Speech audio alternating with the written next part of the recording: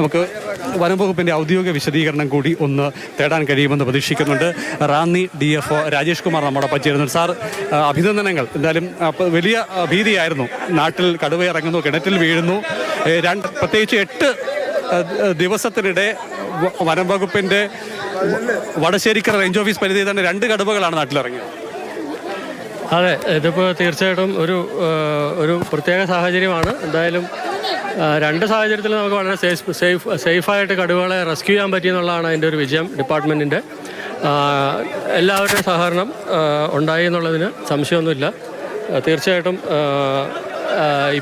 ഇപ്പോൾ നമ്മൾ റെസ്ക്യൂ ചെയ്തിരിക്കുന്ന കടുവയെ നമ്മൾ ഹെൽത്തി ആയിട്ടാണ് കാണുന്നത്. അപ്പോൾ അതുകൊണ്ട് അതിൻ്റെ ആരോഗ്യ പരിശോധനയ്ക്ക് ശേഷം അതിനെ തുറന്നുവിടുന്ന കാര്യം ചീഫ് വൈൽഡ് ലൈഫ് വാർഡൻ്റെ അനുമതിയോടെ നമ്മൾ തീരുമാനിക്കും.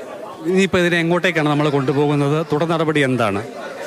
ഇപ്പോൾ നമ്മൾ തൊട്ടടുത്ത ഫോറസ്റ്റ് സ്റ്റേഷനിലേക്ക് മാറ്റുകയാണ്. അവിടെ വെച്ചിട്ട് അതിൻ്റെ ആരോഗ്യ പരിശോധന നടത്തിയതിന് ശേഷം ചീഫ് വൈൽഡ് ലൈഫ് വാർഡനുമായിട്ട് കൺസൾട്ട് ചെയ്ത് ഡോക്ടേഴ്സ് കൺസൾട്ട് ചെയ്ത് ഒരു തീരുമാനം എടുത്തതിന് ശേഷമാണ് നമ്മൾ പറയാൻ പറ്റുള്ളൂ. ഈ മയക്കുവെടിയുടെ വീര്യം എത്ര മണിക്കൂർ സമയം ഉണ്ടാകും?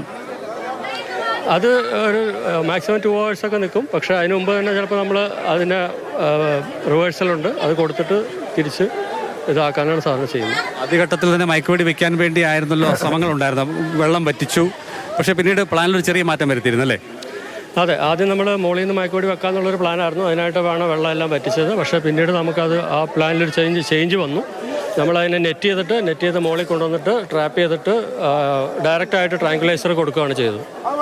ഈ രീതിയിലുള്ള ഒരു മെത്തേഡ് നമ്മൾ സമീപകാലത്ത് മറ്റെവിടെയെങ്കിലും ഫോളോ ചെയ്തിരുന്നോ? നമ്മൾ അടുത്ത കാലത്തായിട്ട് ചെയ്തിട്ടില്ല, മുൻപ് ചെയ്തിട്ടുണ്ട്. പിന്നെ ലെപ്പോർഡിൻ്റെ കാര്യത്തിൽ നമ്മളിങ്ങനെ ചെയ്യാറുണ്ട് സാധാരണ. അപ്പോൾ അത് ആ ഒരു എക്സ്പീരിയൻസിൻ്റെ പുറത്താണ് നമ്മൾ ചെയ്തത്. കടുവകൾ സമീപകാലത്ത് കിണറ്റിൽ വീണിട്ടില്ല അല്ലേ? അടുത്ത കാലത്തായിട്ട് അങ്ങനെ കിണറ്റിൽ വീണ കേസുകൾ കുറവാണ്. അല്ലാത്ത കേസിൽ നമ്മൾ ട്രാപ്പ് ചെയ്യുന്ന കേസിൽ കേജ് വെച്ച് ട്രാപ്പ് ചെയ്യുന്ന പോലെ അല്ല, കിണറ്റിൽ വീണ കുറച്ചുകൂടെ റിസ്ക്കിയാണ്. അപ്പോൾ അതുകൊണ്ട് അതിൻ്റെതായ ബുദ്ധിമുട്ടുണ്ട്.